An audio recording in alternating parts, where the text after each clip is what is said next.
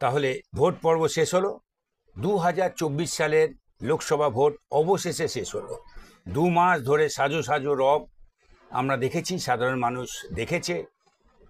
রাজনৈতিক দলগুলি তাদের মনোনীত প্রার্থীকে জেতানোর প্রয়োজনে তারা অঙ্গীকার করেছেন।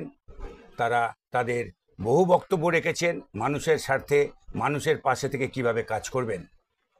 তো সেই লোকসভা ভোটে সাধারণ মানুষ তারা তাদের ভোটদান করেছেন এবং তাতে দেখা গেছে এক পক্ষ বিজয়ী হয়েছেন আর এক পক্ষ সাধারণভাবে তারা হেরেছেন।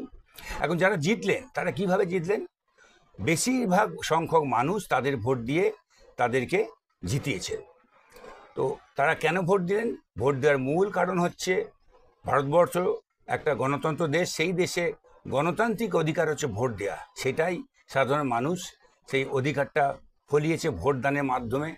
তারা আরেকটা জিনিস চেয়েছে সাধারণ মানুষ, তারা কি যাদেরকে মনোনীত করলেন প্রার্থী হিসেবে জিতিয়ে, যাদেরকে মনোনীত করলেন তারা চায় তারা সাধারণ মানুষের হয়ে, সাধারণ মানুষের প্রয়োজনে তাদের পাশে থেকে সেই তাদের কাজগুলো করবে।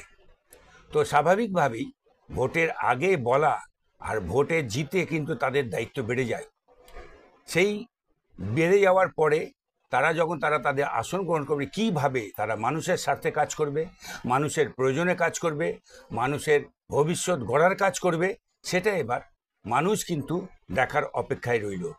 আমি স্বপন চৌধুরী, সবার মতো আমিও এটা দেখার অপেক্ষায় রইলাম। আর যারা এই অনুষ্ঠানটা এখন দেখছেন, আশা করি সেটা তাদেরও মনেরই কথা। তাহলে আমরা সবাই মিলে অপেক্ষা করছি আমাদের মনোনীত যে সমস্ত রাজনৈতিক ব্যক্তিরা আগামী দিনের লোকসভায় অংশগ্রহণ করবেন, দেশের হয়ে তারা কিভাবে কাজ করবেন, রাজ্যের হয়ে রাজ্যের কথা কিভাবে সেখানে তুলে ধরে রাজ্যের কাজ করাবেন, সেটা আমরা দেখার অপেক্ষায় রইলাম।